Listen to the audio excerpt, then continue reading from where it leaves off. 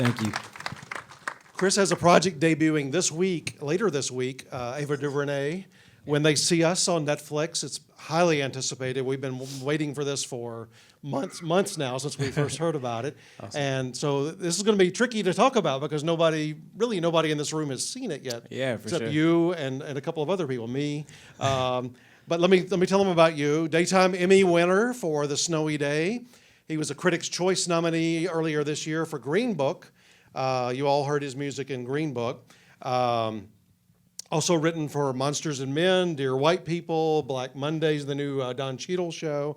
So before I talk about When They See Us, we just talked to Marco about Free Solo winning. What did you do when Green Book won Best Picture at the Oscars this year? Yeah, it was pretty exciting. Funny enough, that night, I went out to a couple of the parties and then went home, took a nap for like 30 minutes on my couch, and then worked on the When They See Us project because I had a meeting with Ava the next morning at like 9 in the morning. Now, Ava's on the board of governors. She should have given you a little bit of a break. Yeah, but she was there at the meeting, so she was ready to go, so I had to show up. Yeah. Talk about When They See Us. First of all, since nobody's really seen it here, tell people what the story is about. Yeah, so it's about the Central Park 5, the Central Park jogger case, and basically it's a case in 1989, if you don't know about it, where 5 young African-American men they weren't even men, they were 14, 15, 16 years old, and they were accused and then convicted of raping this white woman, and then they served time in prison, and it wasn't until, I think about 25 years later, that they found the man that actually did do it. He committed to it or admitted to it, and they did the DNA testing and all of that. And but these men still had lost half their lives essentially, or a quarter of their lives in prison. And so the 4-episode series shows the young boys getting arrested, convicted, and then them trying to reacclimate to the real world, and finally them getting the $41 million that the New York State eventually awarded them in the reversal of the case. I think we most know you from these projects, especially Green Book, jazz music. You do concerts, you do tours, you do all kinds of things. And piano, you're a great pianist. What was Ava's pitch to you, and what kind of style she wanted here? It's interesting. She didn't really have that much specificity with like style. She actually kept saying she didn't want to be very prescriptive. She the first meeting we had, she had gotten my name from Jason Moran, who's an incredible pianist, and that's like her musical brother. They did The 13th and Selma together, and Jason's a mentor of mine, and so he couldn't do this project anymore because of scheduling, and so he recommended me, and she asked me to watch the first episode, and the first episode I came back to talk to her about it, and I immediately was emotional. I started crying talking to her about it just because of how much I felt myself in these characters and how much I could felt like I could have easily have had that experience. And so immediately in that meeting, I started talking to her about this idea of approaching it more, especially in the first couple of episodes, like a horror film, because like I just felt like I felt scared, just like these young boys did. And so that was kind of the beginning of our conversation of like I told her about taking instruments and like manipulating them and doing different things, but again, approaching it more like a scary film than anything else. The 2 words that came to mind to me on this project were, especially early in like you said, the first episode, dark and moody. Is that what you wanted to convey? Yeah, definitely. And I think that like the jazz aspect or sensibilities for me were like having these weird. I took like trumpet and saxophone and all these weird things and had them play things that were very dissonant, but like the way that I felt putting it together felt more like free jazz than anything else, to be honest. Yeah.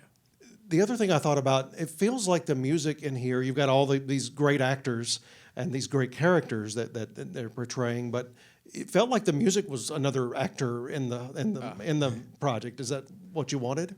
Not necessarily, to be honest. I feel like as a composer, we're always trying to like not draw very much attention at all. But if anything, it was just trying to amplify the feeling. One of the things that Ava kept saying whenever we're dealing with these scenes where these kids are getting interrogated, sometimes I might approach it in more of like a procedural type way. And at some point she was like, this isn't working because like I don't feel these boys like innocents. I don't feel the way that they feel in this process, and she didn't want to lose that throughout the course of it. And so, you know, if anything, it was just trying to continue to like tap into that and like amplify that. Now, for Emmy voters, a limited series can submit the whole thing in various categories, or you can submit a particular piece of it. And I've been told by Netflix that they're submitting part 2 for you. And that's more of the courtroom trial stuff, that once we've seen what happens in part 1. Yeah. Could you just talk about working on that particular episode?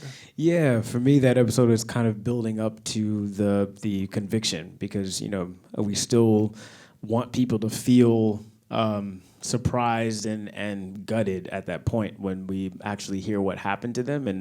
And when you're dealing with a story that's a true story, we all know what's going to happen. It's kind of tough to like build up to that point. And so for me, it was I actually started with, one of the first things I started with was the very last scene, so that I can kind of like get to that point. And then after that, it was just kind of going in reverse and just seeing how we can continue to build the entire episode to try to build it to that final sequence.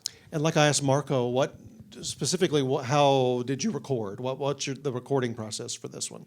Yeah, so the interesting thing is, I mean, we did like kind of 2 sets of recording. The first thing that I did was pretty soon after that first time I watched the first episode. I had a cellist, a trumpet player, a saxophonist, and a violinist come in and just play any weird sound they could find on their instrument for like an hour, essentially. So like each one of them, I have like about an hour's worth of just like weird tones and sounds and like approaches. And then we also, one of the things that actually carried over from Jason Moran's approach to it, he had actually found one of the original bucket drummers in New York in the 80s, because that was like a huge sound in New York and it started in that period. And so I wasn't able to get that exact person, but I then went to a drummer friend of mine and had him play all kinds of bucket drums, where we like had him play with drumsticks, with mallets, fill it up with water, fill it up with like rocks, like all kinds of different things. And then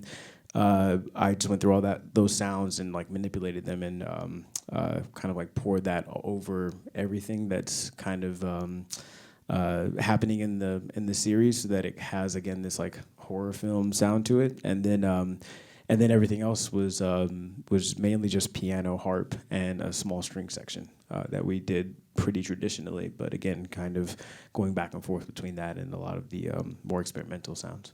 You didn't keep any of those as your ringtone, right? No, I don't know if I could listen to anything else from this project for a while. You've got enough, yeah. If it's hours of these, you've got enough to use on any project you've got coming up. Yeah, that's true, actually. Which brings me to the question of, what do you have coming after that? Yeah, I just finished the next Madden video game, and then I'm working on 2 films. A film with Justin Simien, who created Dear White People, working on a film called Bad Hair, which is a horror film set in the 80s. And then I'm working on a A24 film with Ronaldo Marcus Green, who did Monsters and Men, another film I worked on. And it's with Mark Wahlberg and Connie Britton. And it's about Jaden Bell, who's a young boy who committed suicide. He was a gay student that was being bullied, and he committed suicide about 10 years ago. It's a story about his life and his father. And yeah, that's about it. Clear up one rumor as I let you go here. Yeah. On Green Book, yes, I read that the hands on the piano that we see, that we think are Mahershala Ali, often are actually you. Yes, this is okay. True. Yes. So he gave you a piece of that Oscar. You know, I'm still waiting on it. He said he was going to give me. No, I'm just kidding. No. We thought he had learned all of this stuff like Ryan Gosling. Man, he definitely. I mean, we spent about 3 months together, and I taught him a decent amount, but a lot of the more intricate stuff, because it's stuff so difficult, is me playing. But yeah, he was pretty incredible to work with. Well, thanks so much. We'll see you back here in a few minutes. Definitely. Thank you.